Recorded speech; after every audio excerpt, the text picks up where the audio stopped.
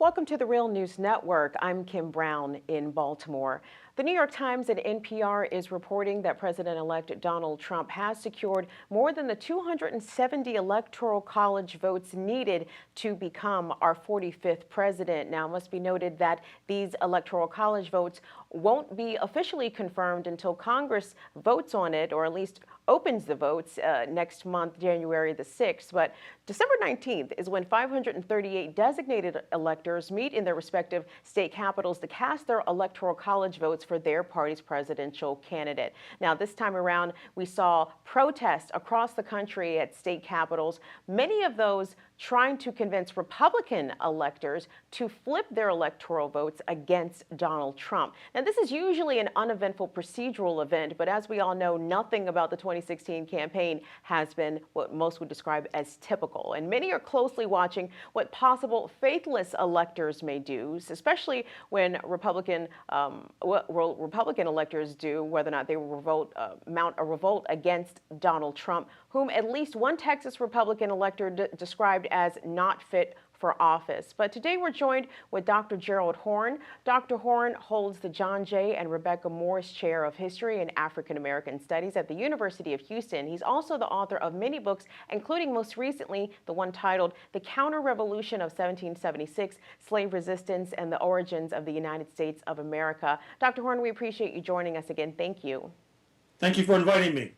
Well, Dr. Horne, we are getting a little bit of breaking news as we commence this discussion about Donald Trump supposedly, at least according to numerous news outlets, getting the required amount of 270 Electoral College votes to make his ascendancy to the White House. There was a lot of talk about whether or not Republican Electoral College voters would possibly flip their vote, but we're actually seeing the opposite.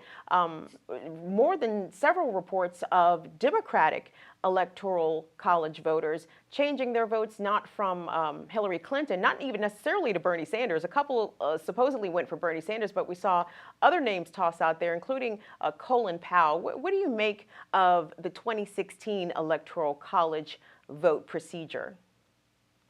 Well, first of all, on the level of generalization, I think the future historians will conclude that 2016 needs to be ranked with 1989 when the Berlin Wall fell, or 1945 when World War II ended, as a historically important year, because I'm afraid that with this step towards certifying the election of Donald J. Trump as U.S. president, the United States and perhaps even the world are entering a new dark age, which will be a severe challenge to progressive forces nationally and internationally.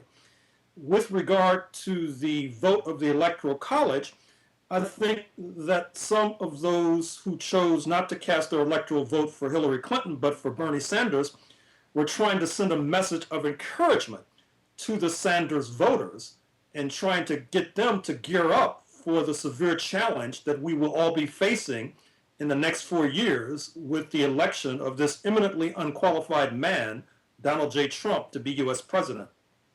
Well, Dr. Horne, give us some more historical context about the Electoral College. I mean, it was created during a time of American history where only white male landowners were allowed to vote. Now, in spite of the fact of the right to vote being open to all American citizens, is the Electoral College still in place to preserve that historical power structure? Well, I would say, generally speaking, that the Electoral College was inaugurated in the late 18th century for a number of reasons. Number one, to protect the interests of small states like Rhode Island. But more than that, I think the Electoral College was instituted to protect slavery.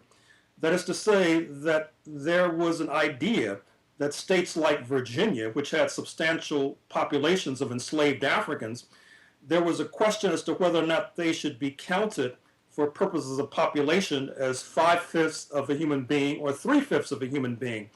We all know that they were counted as 3/5 of a human being, and because the Electoral College is based upon congressional representation, this gave an advantage to slave states like Virginia, which is one of the many reasons why before the U.S. Civil War, most of the U.S. presidents were slave owners, and most of the U.S. presidents hailed from the state of Virginia. It's fair to say that in 2016, the Electoral College is something of an anachronism. although you still have states like Wyoming and like Rhode Island, smaller states, who feel that it protects their interests and gives them an advantage when it comes to confronting bigger states like New York, Florida, Texas, and California. So when we heard the lobbying of possible Republican Electoral College voters, people were trying to convince them to flip their vote, not vote for Donald Trump, as one elector described him as not being fit for office. Was the Electoral College designed to keep a demagogue or a tyrant out of office? Does the Electoral College actually wield that power? Well, if you look at the writings of Alexander Hamilton, who was, of course, one of the so called founding fathers, certainly that was a purpose, that was an intention in terms of the framing of the Electoral College. But at the end of the day, I think it's also fair to say that the Electoral College was also intended as an anti democratic instrument. That is to say, it was a kind of fail safe maneuver that would allow elites to prevent a person such as yourself or myself from being elected president if we had won the popular vote. That's one of the many reasons why so many progressive forces today are clamoring for an end, an termination of the Electoral College. Now, Hillary Clinton now leads the popular vote by nearly 3 million. And this has happened several times throughout American history where the candidate who has the most popular votes does not make it to the White House. And we saw this most recently in the 2000 presidential election. So has the Electoral College ever bucked the system, so to speak, and instead cast their votes for the winner of the popular vote, even if that candidate had fewer Electoral College votes? Well, I think that if you look at it from the point of view of progressive forces, the Electoral College generally has operated to prevent candidates who are to the left on the political spectrum from getting elected, such as Al Gore, for example, vis-a-vis George W. Bush, such as Hillary Rodham Clinton vis-a-vis Donald J. Trump. That is to say that it theoretically could operate to prevent a conservative from getting elected, but generally speaking, it has not worked out that way, which is one of the many reasons why many feel that it should be terminated sooner rather than later. So in your opinion, has there ever been a presidential election where the popular vote, perhaps in a given state, was fraught with voter suppression or voter disenfranchisement, that it affected how a state's electoral votes were awarded? Well, you could even say that for 2016. I mean, it's well known that in black communities in particular, oftentimes there are fewer voting machines. The voting machines that are there oftentimes do not work. That leads to longer lines, which causes voters to turn around and go home. We all know that in the black community in particular, 9 out of 10 times, voters tend to vote against the right. That has affected the outcome, I would dare say, in North Carolina, from where I'm speaking today. And certainly it probably affected the outcome in Wisconsin. If you look at how the black vote in Milwaukee turned out in November 2016. So yes, I think it's fair to say that the electoral outcome has been impacted by very shady machinations, but that seems to be par for the course for the United States of America in 2016. I was going to say, Dr. Horne, because this was not the first election that there have been specific problems with communities of color being able to cast their vote, with people who are Black, Latino, Muslim being intimidated out of going to cast their vote. So this, as you said, par for the course. I'm afraid so. You may recall that during the 2004 election, in which John Kerry, the President's Secretary of State, was defeated by George W. Bush, who won a second term, that Congressman John Conyers of the Congressional Black Caucus did an exhaustive study that showed that in particular states like Ohio, that the kinds of dirty tricks that we've just made reference to were quite rampant, and that it certainly affected the outcome of the vote in Ohio and presumably affected the outcome of the election. The United States has very severe problems when it comes to running democratic elections, which obviously calls into question the ability of the U.S. State Department to wag the finger of accusation at other nations with regard to their own electoral practices. Has there been any serious effort ever in Congress to dismantle the Electoral College? And if so, why were they unsuccessful? Well, there's been a lot of loose talk for decades now about dismantling the Electoral College, but those plans have generally run aground. I think that's true for a number of reasons.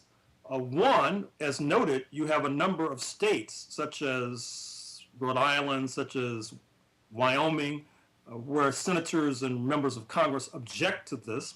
Secondly, the Republican Party, which, as you know, now has a stranglehold over both houses of Congress, generally tends to think that the Electoral College works to their advantage since it tends to empower states like South Dakota, North Dakota, Wyoming, Montana, where Republicans tend to be hegemonic. In fact, the conservative columnist George Will had a piece in the Washington Post just a day or two ago where he argued that the Electoral College operates in an excellent fashion. That's more or less a quote, if not a paraphrase. Given that kind of thinking, I don't think that you should expect any dismantling of the Electoral College anytime soon. It's so ironic how Donald Trump ran on a platform of populism, of, quote, drain the swamp, but yet his entire election, or at least the way that the system worked in his benefit to help him make it to the White House, just really affirms that the elites actually do hold a lot of the power in this system. Well, look, I think it was Marco Rubio, the senator from Florida, who referred to Donald J. Trump as a con man. And I think that when a biography of him is written, that will be the title. How could he talk about draining the swamp when he's invited into his cabinet a number of swamp creatures, including his national security advisor, Michael Flynn, his CIA director, Michael Pompeo, not to mention a number of billionaires, such as Wilbur Ross, his Secretary of Commerce, such as Betty DeVos, his Secretary of Education.